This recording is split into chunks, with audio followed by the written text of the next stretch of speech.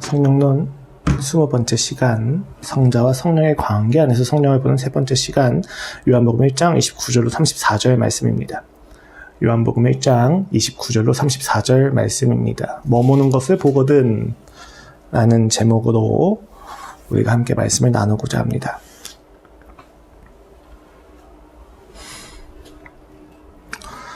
제가 말씀을 봉독하여 올려드리도록 하겠습니다.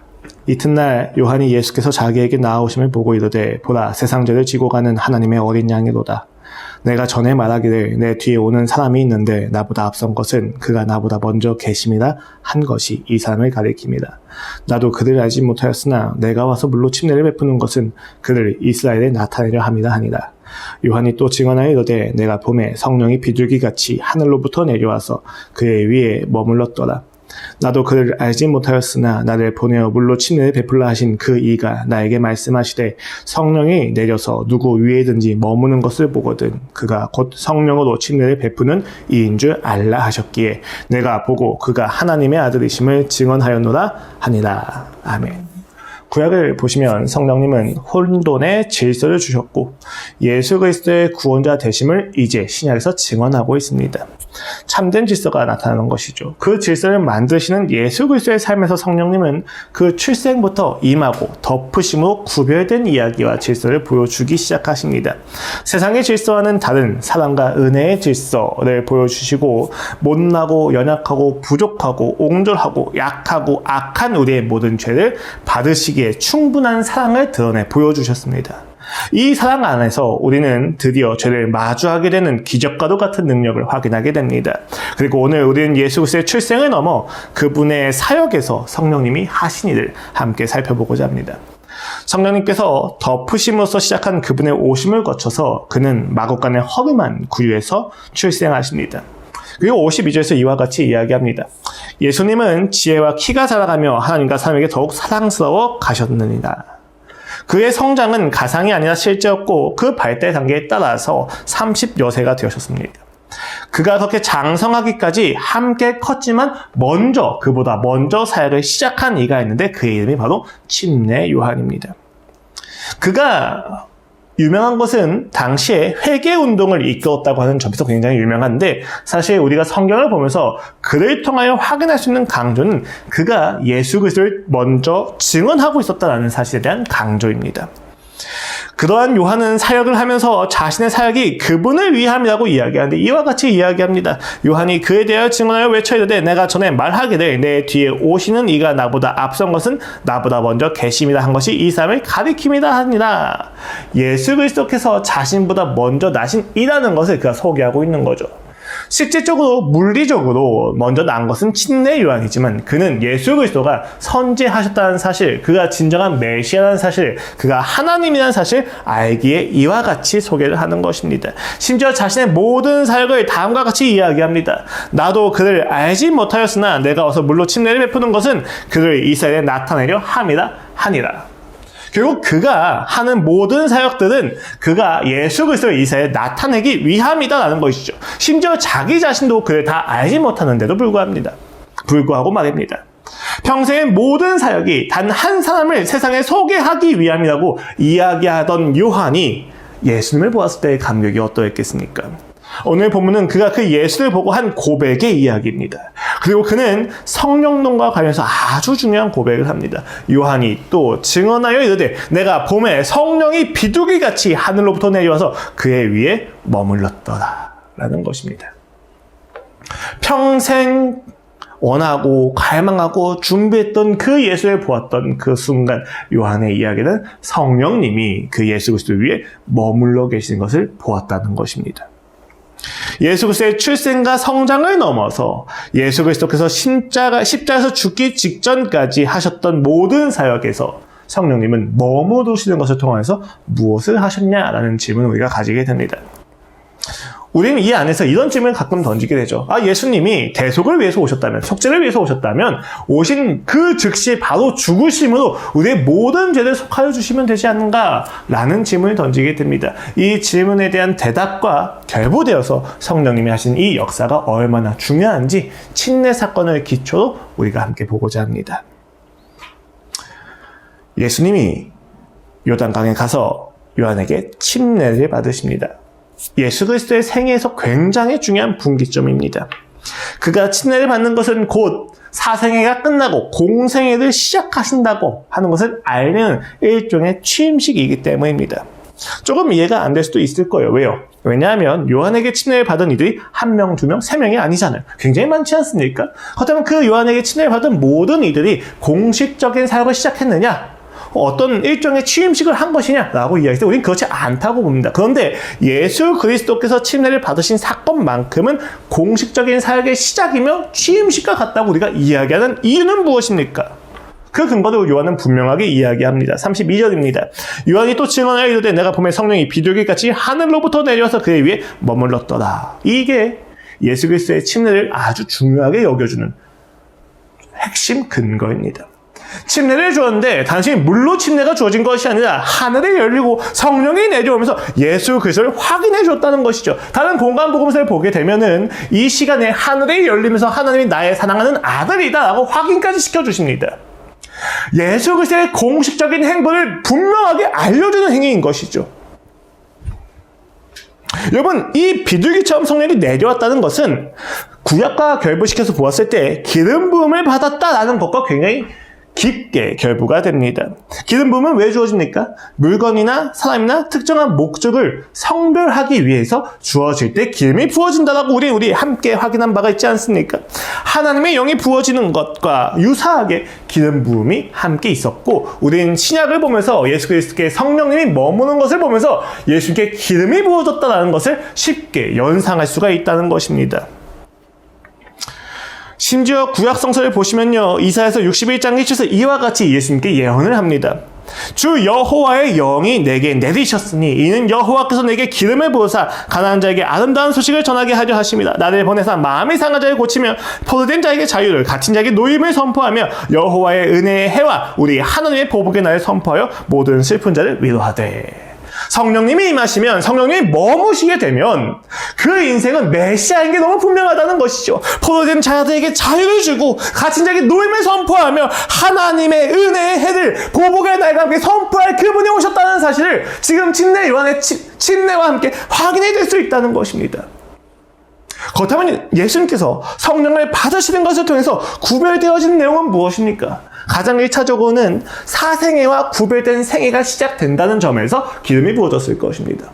두 번째는 삼중직과 관련해서 예수 그리스도께서 선지자이시며 제사장이시며 그리고 왕이시다는 사실을 확인시켜준다고 하는 점에서 기름이 부어졌을 것입니다. 그리고 이 모든 사실을 종합해서 우리는 그가 참된 메시아다는 사실을 공증하기 위하여서 하나님의 성령이 부어졌다는 사실을 확인할 수가 있을 것입니다. 맞습니다. 침례 요한에게 침례를 받을 때 성령님이 임했다. 무엇을 의미합니까? 그가 진실로 메시아시다. 그리고 이제 그가 하시는 모든 사역들은 메시아로서 그가 하시는 구원의 사역이다라는 것을 보여주는 것입니다. 여기서 우리는 왜 굳이 그가 공생의 사역을 시작하실 때 이러한 취임식이 필요했을까에 대해서 의문을 가질 수도 있을 것입니다. 간단합니다, 여러분. 앞서 이야기했던 그런 구별됨을 나타난 것과 동시에 중요한 건요, 삼중직에 있어서 진짜가 왔다는 사실을 확인시켜 주시기 위함입니다. 구약에 삼중직이 있죠. 선지자, 제사장, 왕. 그들은 모두 기름을 받았던 자들입니다. 이 삼중직과 관련해서 기름 부음이 없다면 정당한 임명이 아니었다고 우리가 유추하기도 합니다. 우리는 예수 그리스도께서 성령으로 기름 부으심을 받으시면서 모든 사역의 정당성을 확보하시는 것을 확인할 수가 있는 것이죠. 이게 어떤 의미이냐? 여러분, 우리는 되게 쉽게 이야기합니다. 예수님이 선지자이다, 제사장이다, 왕이시다. 이 삼중직을 모두 다 이루시는 분이시다라고 이야기하는 것이죠. 근데 여러분, 이 당시에 이스라엘 백성의 입장에서 그가 삼중직을 모두 성취하신다고 했었을 때 충격은 굉장히 컸던 거예요. 왜 그렇습니까? 그가 진짜 선지자시다. 그가 진짜 제사장이다. 그가 진짜 왕이다라고 하는 점에서 엄청난 충격이 있었다는 것입니다. 그 당시까지 그들의 역사에 보면 거짓 선지자가 너무 많습니다. 그 당시까지 그들의 역사 안에서 너무도 많은 거짓된 제사장이 있어왔죠. 로마와 결탁해서 로마를 위하는 어용 제사장들이 있지 않았습니까? 또한 너무 많은 왕들이 지나갔지만 지금 그들에게는 왕조차도 없는 현실입니다. 그때 예수님께서 오셔서 기름 부음 받는 것을 통해서 그가 하신 모든 사역에서 선지자와 제사장과 왕이심을 나타내고 계시다는 사실 아주 충격적인 거예요. 진짜 선지자가 왔구나. 진짜 제사장이 왔구나. 진짜 왕이 왔구나 하는 것입니다. 지금까지 그들의 역사 속에서 이 선지자와 제사장과 왕은 아주 일시적이고 가변적이고 믿지 못할 만큼 왜곡되어 있었습니다. 그런데 진짜가 왔다는 것입니다. 하나님의 통치에 위임받은 자, 하나님의 은혜를 나타내 보여주는 자, 하나님의 말씀을 공의로 선포하는 자가 와서 하나님 나라 통치를 분명하게 시작하셨다는 것입니다. 우리는 여기서 성령님이 예수 그리스도 위에 머물렀다는 동사에 집중을 하게 되죠. 왜요? 그냥 잠시 임재했다, 내려왔다 정도가 아니라 머물러서 계속 함께 했다라는 점에서 강조가 있기 때문입니다. 사실 구약에 있는 백성들의 대부분은요, 끊임없이 제사를 드려야만 했죠. 또한 자신들이 살아가는 삶 속에서 끊임없이 말씀을 읽게 되었기 때문에 끊임없이 말씀을 배워야만 했습니다. 그리고 눈에 보이는 왕이 필요했습니다. 그런데 눈에 보이는 왕은 어떠합니까? 언제든지 변질할 가능성이 너무 높은 존재였던 것이죠. 아무리 말씀을 들어도 그 말씀의 진을 알지 못했었습니다. 제사를 끊임없이 들으면 들을 때마다 그들의 사고는 거룩을 하나님께 더 나아가는 것이 아니라 죄를 피하는 것으로 생각을 왜곡하게 됩니다. 반복적이고 일시적이고 불완전한 제사장과 선지자가 왕으로 인해서 이스라엘 백성의 마음은 이미 무너졌고 그들의 역사는 그것을 증명해주고 있었습니다. 끊임없이 쳇바퀴가 돌아가듯이 그들의 삶에서 구원이라고 하는 것은 아주 일시적이고 아주 가변적이며 믿지 못할 무언가로 여겨지면서 영원한 구원을 갈망하는 마음이 생겼다는 것이죠. 그때 예수님이 오셔서 진짜 제사장이며 선지자이며 왕이시라는 것이 나타났다는 것입니다. 임시적인 동행이 아니라 항구적인 거주하심으로써 그가 오셨다는 것입니다. 예수님은 성령을 공급받은 것에서 그치지 않으시고 성령님과 동행하시고 소유했다는 사실을 우리는 쉽게 볼 수가 있습니다. 그렇게 그는 자신을 대속의 제물로 드려 단번에 완전한 제사를 드려 영원한 은혜의 수단을 확보하시는 겁니다. 그는 그 자신을 완전하고 최종적인 계시로서 말씀이 되셔서 우리를 이끌기 시작하십니다. 결과적으로 그는 다윗의 혈통을 따라 나시고 부활하심으로 우주 전체를 왕으로서 통치하는 분이 되십니다. 영원한 은혜요, 영원한 말씀이요, 영원한 통치가 이제 이루어진다고 하는 것을 모두에게 알리시는 것이죠. 그리고 오늘 본문은 그 사실을 분명하게 이야기해 줍니다. 우리는 죄로 인하여 처리된 죽음 앞에서 모든 것이 영원할 수 없다는 것을 마주하지 않습니까? 그렇게 우리는 공허하고 부조리를 느끼고 불안에 떨게 됩니다. 심지어 신앙을 가졌음에도 불구하고 세상의 사고방식을 넘지 못해서 우리는 사라질 것에 집중하여 일시적인 수단들을 일시적인 수단 자체를 절대화시키기도 합니다. 율법주의가 그렇죠. 은사주의가 그렇죠. 배금주의가 그렇고 기복주의가 그렇고 인본주의가 그렇습니다. 이 땅에서 사실 무언가를 영원한 것처럼 붙들고 이것이 나의 인생의 전부인 것처럼 우리가 나타내면서 산다는 것입니다. 신앙 밖에 있는 자들만 그런 것이 아니라 신앙 안에 있는 자들도 그러고 있다는 것이죠. 영원하지 않은 것들, 영원한 것처럼 붙들고 영원할 것처럼 살아간다는 것입니다. 그러나 예수님은 영원토록 통치하시고 영원토록 은혜를 베푸시고 영원토록 말씀하시면서 우리를 그의 영원한 인생으로 초대하십니다. 왜요? 그 일시적인 것을 영원으로 삼고 있는 우리들의 인생이 얼마나 망가진지 아셨기 때문입니다. 우리는 여기서 성령님이 예수 그리스도에게 머무시는 것을 통해서 예수님이 구약의 모든 예언들을 성취하고 있다는 사실을 확인하게 됩니다. 온전한 성취인 것이죠. 마지막 선지자 요한에게 침례를 받으면서 그는 구약의 예언을 이루셨고 성령님이 부어지심으로써 선지자와 제사장과 왕에게 부어졌던 모든 것을 성취하시는 것을 확인시키시면서 이제 마지막 때가 왔다는 것을 알려주십니다. 옛 언약이 새 언약으로 전환되는 시기를 이와 같은 방식으로 알려주시는 거죠. 새로운 질서가 나타났다는 것입니다. 일시적인 것에 영원한 우리가 기대어 살아야만 하는 버거운 인생이 그치고 영원한 언약에 영원한 우리가 이때어 살아갈 수 있도록 그가 준비하시고 실행하신다는 것이죠.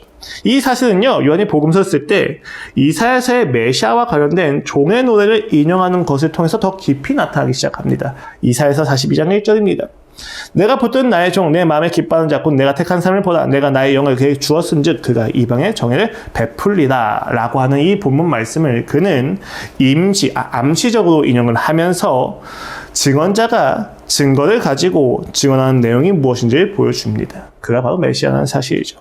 그 메시아가 하는 내용이 무엇입니까? 하늘을 창조하여 펴시고 땅과 그 솟아를 내시며 땅의 백성이 호흡을 주시고 땅에 행하는 자에게 영을 주시는 하나님 여호와께서 이같이 말씀하시되 나 여호와가 의로 너를 불렀은즉 내가 네 손을 잡아 너를 보호하며 너를 세워 백성의 언약과 이방의 빛이 되게 하리니 네가 눈먼 자들의 눈을 밝히며 갇힌 자를 감옥에서 이끌어내며 흑암에 앉은 자를 감방에서 나오게 하리라. 이게 메시아가 할 이야기라는 것입니다. 그렇다면 요한이 생각할 때 그 구원의 방법이 무엇이냐? 그는 확신합니다. 이튿날 요한이 예수께서 자기에게 나아오심을 보고 이르되 보라 세상 죄를 지고 가는 하나님의 어린 양이로다 라고 이야기합니다. 보라 메시아다, 보라 구원자다, 보라 영원한 통치자다라고 이야기하지 않습니다. 하나님의 어린 양이로다. 세상 죄를 지고 가는. 그는 분명히 알았던 것입니다. 그 메시아가 와서 구원을 이루시는 방법은 우리의 죄를 위하여 그가 모든 죄를 다 감당하시는 것을 통해서 이루어진다는 것이죠. 그리고 그것을 통해서 우리가 무엇을 알게 됩니까? 내가 보고 그가 하나님의 아들이심을 증언하였노라 합니다. 그가 하나님의 어린 양인 것을 보았을 때, 세상 죄를 모두 지고 가는 어린 양인 것을 보았을 때 요한은 그가 하나님의 아들이라는 것을 다시 한번 확인하게 됩니다. 실제로 그는요, 성령님이 임하시고 어떻게 시작됩니까? 광야길을 가기 시작하시죠. 십자가의 고난을 당하실 그의 모든 사역이 우리의 구원을 위한 하나님의 사역이라는 사실을 요한이 확인시켜주고 있는 것이죠. 그 결과로 우리는 흑암의 질서에서 벗어나게 될 것입니다. 그리고 찬양하게 될 것이죠. 나는 여호와이니 이는 내 이름이다. 나는 내 영광을 다른 자에게 내 찬송을 우상에게 주지 아니하리라. 보라 전에 예언한 일이 이미 이루어졌느니라. 이제 내가 새 일을 알리노라. 그 일이 시작되기 전에 나도 너희는 이르노라. 항해하는 자들과 바다 가운데 만물과 섬들과 거기에 사는 사람들아 여호와께 새 노래로 노래하며 땅끝에서부터 찬송하라. 광야와 거기에 있는 성읍들과 게달 사람이 사는 마을들은 소리를 높이라. 셀라의 주민은 노래하며 산 꼭대기에서 즐거이 부르라. 이사야서 41장의 내용들입니다. 1절 이하의 내용들인 것이죠. 그 내용을 모두 포괄하여서 요한이 지금 예수님에 대해서 증언하고 있다는 것입니다. 암시적으로 인용이 되고 있는 것이죠. 그리고 그러한 증언을 통해서 이 예수 그리스도께서 이제 하실 그 놀라운 메시아의 사역이 어떠한 것인지 분명하게 이야기해 주는데 33절을 보시면 이렇게까지 이야기합니다. 그가 곧 성령으로 침례를 베푸는 이인 줄 알라 하셨기에. 자신은 물론 침례를 주지만 그는 성령으로 침례를 준다고 이야기하십니다. 무엇을 이야기합니까? 단순히 죄가 씻기는 침례가 아니라 성령님이 내주하시는 침례가 이루어진다는 것이죠. 옛 언약에서 새 언약으로 죄와 죽음의 포도됨에서 선과 생명의 질서로 옮겨지는 것이 이 예수 그리스도를 통해서 이루어진다는 것입니다. 그렇게 예수님의 이후의 모든 사역은 그 머무신 성령을 힘입어서 하는 사역이 됩니다. 그리고 그 모든 사역으로서 우리가 초대가 되어지고 있는 것이죠. 자, 그러면 여러분 이렇게 예수님이 침례를 받으시고 나서 어떤 일이 일어나게 됩니까? 그가 성령을 힘입어서 사역을 해내신다고 했을 때 침례를 받은 그 즉시 성령님이 그를 어디로 인도하십니까? 광야길로 인도합니다. 심지어 마가복음은 그것을 쫓아낸다라고 이야기하면서까지 이야기하죠. 단순히 광야길에서 시험을 이기는 정도의 이야기가 아닌 거예요. 새로운 질서의 도래라고 하는 점에서 그는 광야길을 가셔야만 했던 것입니다. 오늘 본문에서 나타나진 않지만 다른 공간 복음들은 모두 그 광야에서 예수님이 40주야를 버티시고 사단을 이기는 그 장면을 굉장히 중요하게 다룹니다. 그 사건 안에서 예수님은 시험을 물리치는 것을 넘어서 두 번째 아담으로서 첫 번째 아담에 실패했던 청지기직을 회복시키시는 사역을 보여주시죠. 우주적으로 걸려있는 승부를 승리하시는 내용, 유혹을 물리치시는 그 장면이 기록되어 있는 것입니다. 그 이끄심과 순종의 놀라운 모범이 그 광야길에서 보여지고 그 이후의 모든 사역은 결국 그 사역이 확장되어지는 사역으로서 우리가 볼 수가 있는 것이죠. 그런데 흥미롭게도 요한은요, 성령으로 침례를 받으신 예수 그리스도께서 광야로 시험받아가는 이야기를 기록하지는 않습니다. 그 대신에 그 다음에 바로 베드로와 그 형제 안드레, 빌립과 나다나엘을 부르시는 장면을 기록하고 있습니다. 그 과정이 매우 흥미로워요. 왜냐하면 그가 부르시고 그 부르심을 받은 자들이 그 예수 그리스도를 증언하는 것을 위해서 다시 부르심을 받는 장면들이 연쇄적으로 일어나고 있기 때문입니다. 한번 볼게요. 가장 먼저 요한은 자신의 두 제자에게 말합니다. 또 이튿날 요한이 자기 제자 중 두 사람과 함께 섰다가 예수께서 거니심을 보고 말하되 보라 하나님의 어린 양이로다. 그러자 요한의 제자들이 그를 따라가 나섭니다. 예수님이 따라 나선 제자 중에 한 명이 안드레입니다. 베드로의 형제 안드레. 그리고 그 안드레가 형제 베드로에게 가서 이렇게 이야기합니다. 그가 먼저 자기의 형제 시몬을 찾아 말하되 우리가 메시아를 만났다 하고 그 베드로를 부릅니다. 또 이튿날 되어서 예수님이 빌립을 찾아가셔서 날 따르라 라고 하니까 빌립이 따릅니다. 근데 그 빌립이 어떻게 이야기합니까? 빌립이 나다나엘을 찾아 이르되 모세가 율법에 기록하였고 여러 선지자가 기록한 그 일을 우리가 만났으니 요셉의 아들 나사렛 예수니라. 나다나엘이 이르되 나사렛에서 무슨 선한 것이 날 수 있느냐? 빌립이 이르되 와서 보라 하니라. 놀라운 이야기죠. 예수님께서 침례를 받으시고 시작을 하시는데 제자들을 부르시기 시작합니다. 그리고 그 제자를 부르시는 그 과정에서 나타난 것은 제자들이 끊임없이 예수님을 증언하는 것으로서 다른 제자를 부르고 다른 제자를 부르고 다른 제자를 부르고 한다는 것이에요. 이 사실은요, 요한이 성령님의 기적의 단순한 동력이 아니라 증거자이며 그가 메시아라는 사실 변호하는 자라는 사실을 잘 보여주는 내용이죠. 성령님이 예수 그리스도를 증언하고 전하고 따르는 것처럼 그 성령님의 힘입어 성령님이 내주하시는 제자들도 그 증언하고 전하고 따르는 삶의 초대가 되었다는 것을 요한은 반복적인 패턴으로서 나타내 보여주고 있다는 것입니다.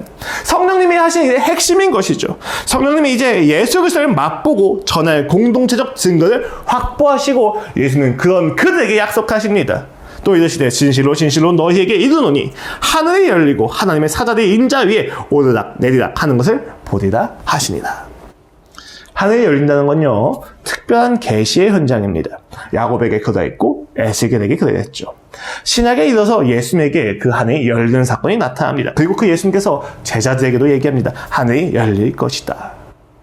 하늘이 열리고 나서 무엇이 시작됩니까? 하나님의 사자가 인자 위에서 오르락 내리락 하는 것을 보게 될 것이다. 여기서 이야기하는 인자는 다니엘서에서 이야기하는 구원자로서의 그 인자이고 예수님이 스스로를 지칭하시는 표현으로서의 인자입니다. 그럼 무엇입니까? 제자들이 무엇을 본다는 거예요? 너희가 나를 보고 너희가 나를 따르고 너희가 나와 함께하면 무엇을 본다는 것입니까? 예수 그리스도 위에 하늘이 열리고 천사들이 왔다 갔다 하는 것을 본다는 이야기예요. 무슨 이야기예요? 예수님이 하나님과 제자들 사이에서 중보자가 되어서 하늘문을 여시고 제자들에게 은혜를 베풀어 주시고 그 제자들이 하나님께 나아갈 수 있는 통로가 되어주신다는 사실, 여기서 나타나는 것입니다. 하늘과 땅이 단절되지 않았습니까? 제자들과 하나님이 단절되지 않았습니까? 그런데 그 예수 그리스도의 사역을 통해서 그들은 그 관계의 회복을 맛보게 된다는 것입니다. 무엇을 할 때?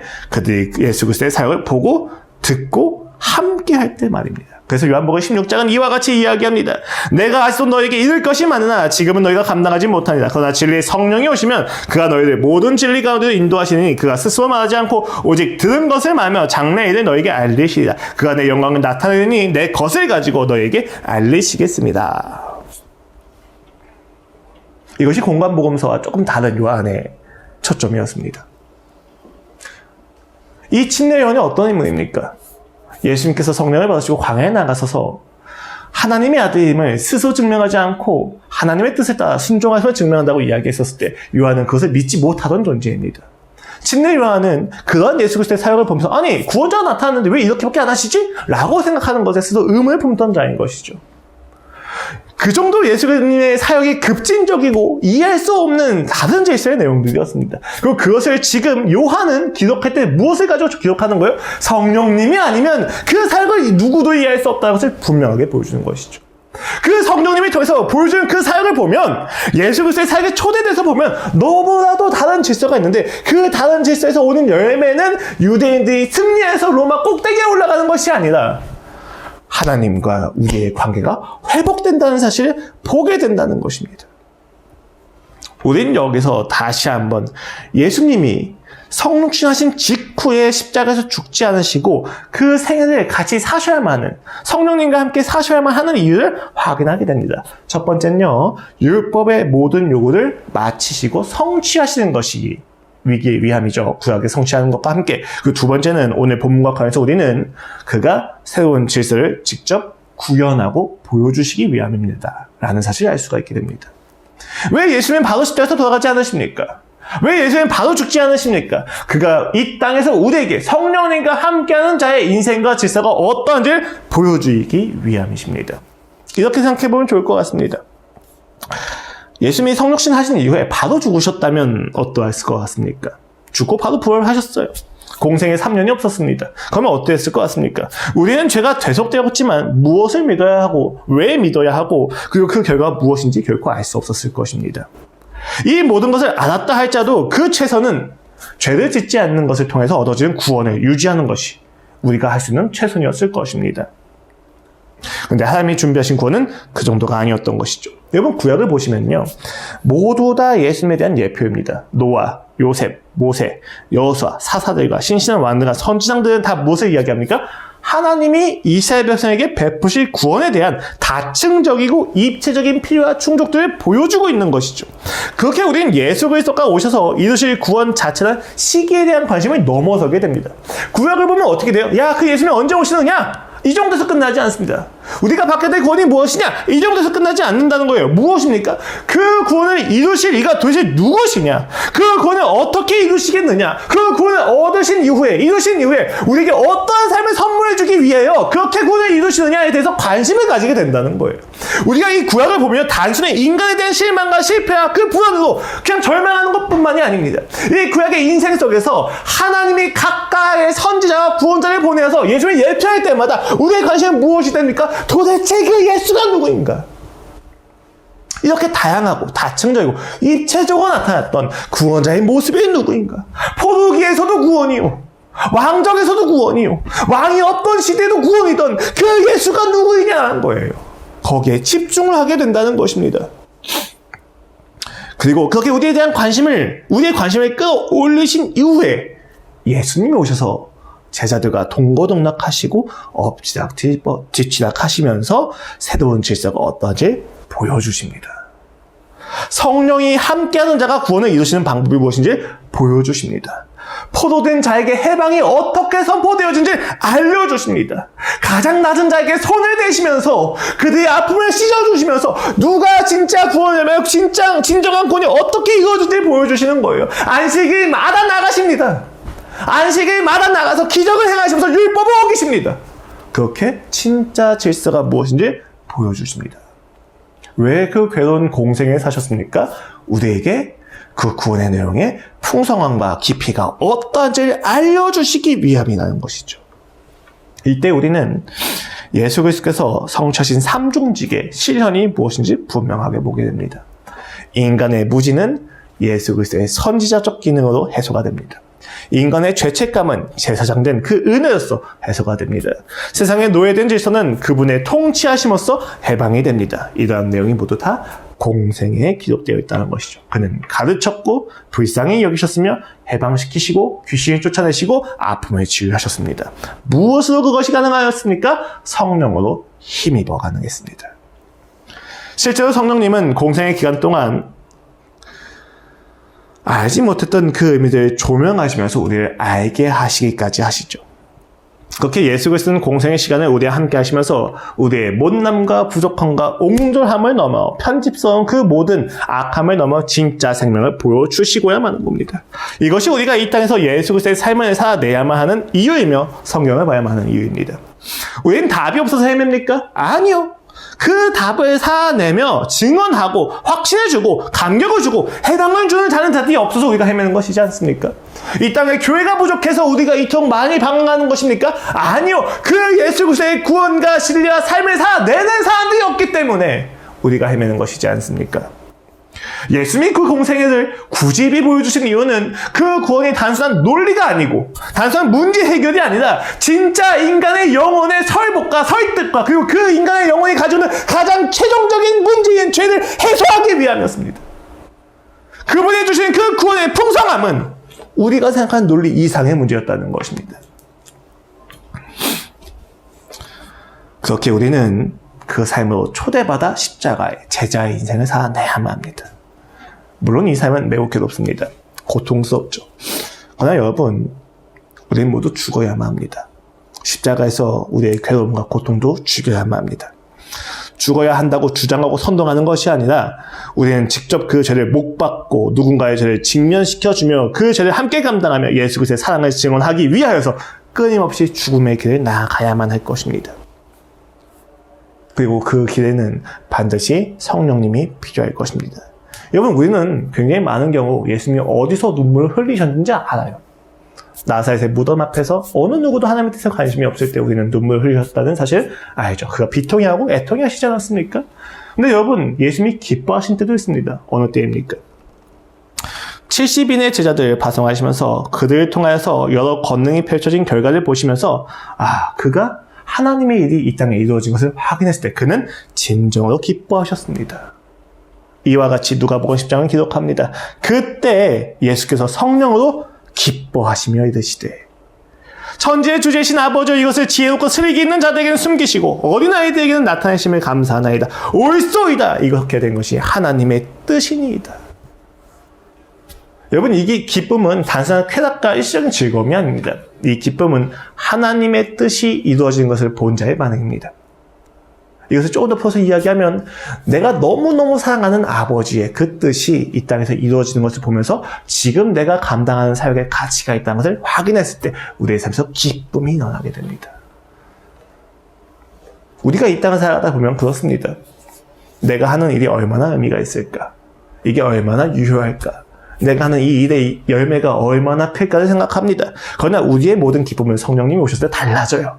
내가 하는 일이 얼마나 열매 있느냐가 아니라 내가 하는 이 일이 얼마나 하나님의 가치에 부합하는지 확인되었을 때, 그렇게 살아가고 바둥거리고 처절한 나의 모습을 보면서 하나님이 기뻐하시는 모습이 확인되었을 때, 그것을 알았을 때 우리는 그 일말에 그 한줄기 빛 아래에서 이 땅에선 줄 수 없는 기쁨을 누리게 됩니다. 영원한 기쁨이에요. 이 땅에선 결코 줄 수 없는 기쁨을 알게 됩니다. 무엇입니까? 성령으로 기뻐하는 놀라운 즐거움이죠. 만족입니다. 우린 그러한 삶으로 초대받았다는 것입니다. 성령님은 예수 그리스도의 출생과 함께 임하셨죠. 그분의 구원이 다른 질서라는 사실을 보여줍니다. 그리고 십자가 사역 이전까지 그분의 공생을 통해서 성령님이 그와 함께 하시면서 무엇을 하십니까? 그 질서가 어떻게 구현되는지, 그 풍성함이 어떠한지를 하나하나 알려 보여주셨다는 겁니다. 증언하셨다는 거죠. 죽음의 과정을 넘어서 새로운 질서가 구현되고 가치가 있고 왜 필요하고 무엇을 믿어야만 할지에 대해서 분명하게 가르쳐 보여주시는 사건으로서 성령님이 함께 하셨다는 겁니다. 그리고 우리는 여기서 그가 모든 율법마저도 성취하셨다는 사실을 확인하게 되는 것이죠. 무슨 이야기입니까? 예수 그리스도는 그 삶으로 하나님이 주신 율법을 따른다는 것이 무엇인지, 그 핵심인 하나님 사랑과 이웃사랑이 무엇인지를 그 삶으로 가르쳐 보여주셨다는 것입니다. 그 삶을 기초로 우리가 성경 말씀을 봐야 되는 것이죠. 그리고 그 사랑은 선지자와 제사장과 왕직의 수행이기도 했습니다.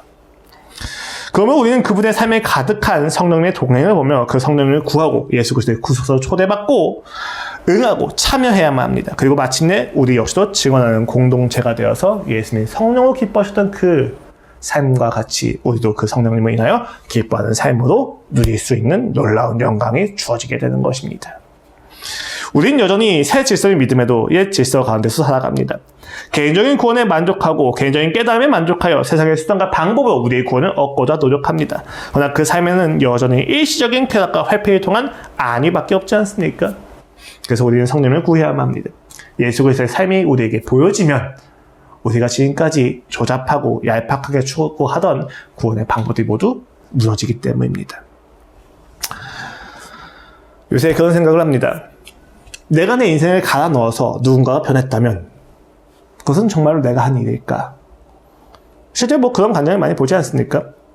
얼마나 참고 얼마나 섬기고 얼마나 순종했는데 그가 변하더라. 여러분 열심히 순종하십시오. 라는 그런 반증 메시지 말입니다.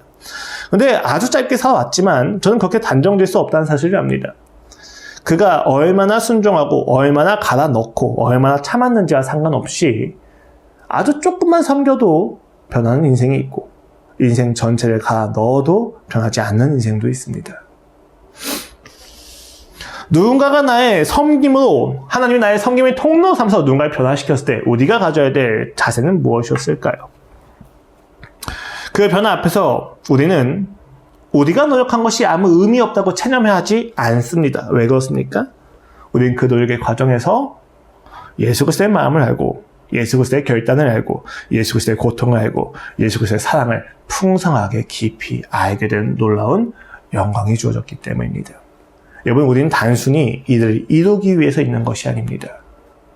우리는 그 일을 함께하는 가운데에서 하나님을 더 깊이 알기 위하여 부르심을 받은 것입니다.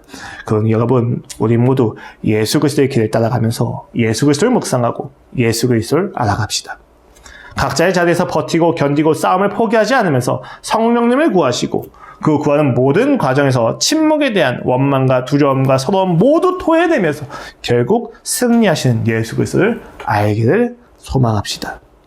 그것은 그분이 성령님을 통하여 경험하신 가장 큰 기쁨이기도 했습니다.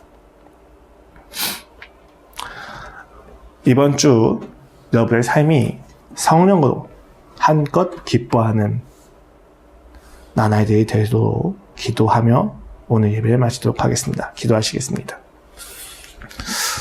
하나님 아버지, 감사합니다. 우리의 삶이 참으로 비도해 볼 때가 많습니다. 그러나 주님은 비도하지 않으십니다. 내가 비참해 보일 때가 있습니다. 그러나 주님은 비참하지 않으십니다. 왜 주님은 나보다 더한 낮음 속에 있으셨는데도 불구하고 비도하지 않고 비참하지 않을 수 있습니까? 그것은 성령님이 그와 함께 하시면서 하나님의 뜻을, 하나님의 관심을, 하나님의 지혜를 반복하여서 보여주셨기 때문입니다. 아버지, 우리가 이 땅에 살아가면서 그분의 일하심을 보게 하여 주시옵소서.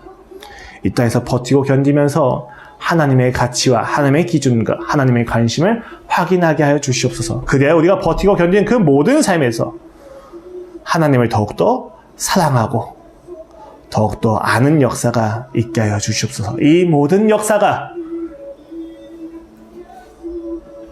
하나님께 영광을 올려드리는, 그래야 그 영광 가운데서 내가 가장 행복하게 누리는 순간들인 것을 믿게 하여 주시옵소서. 감사합니다. 주님, 예수 그리스도의 이름으로 기도합니다. 아멘. 각자 기도하심으로 예배 마치겠습니다.